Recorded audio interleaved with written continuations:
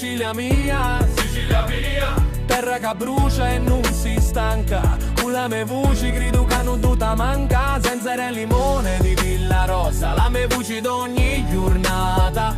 E fino a quando campa, dico che la mia terra è sacra. Mi scorre un sangue de terra mia e dico sempre chi duca pinzo. Travaglio i nostri terri ricchi, mentre un mondo manco li conosci.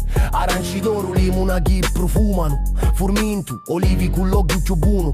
Minnuli, ficudini a pistacchio, Sicilia bella, da parte nulla. Cucina più buona do mondo, arancini, cannola, cassatelli. Formaggi di picuro originali, sapori forti, antichi e belli. Ma sti politici l'hanno rovinata sta terra ricca e sincera. Allora io dico basta, come una sciumara fera. Gente arruvigliati, pigliamo un chiddu che è nostro. Tutto chiddu che costruire i nonni, prima d'essere riperso e manniamo a vaffaculo. Chi dica vunno impoverire la nostra Sicilia bella do munno, che non tu la via a distruggere.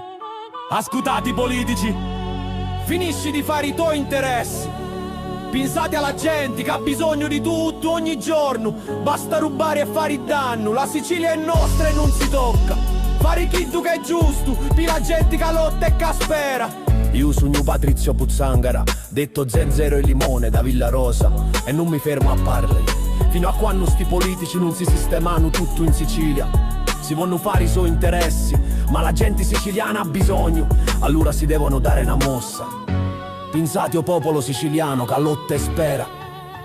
La Sicilia è nostra e nudo la vi a toccare.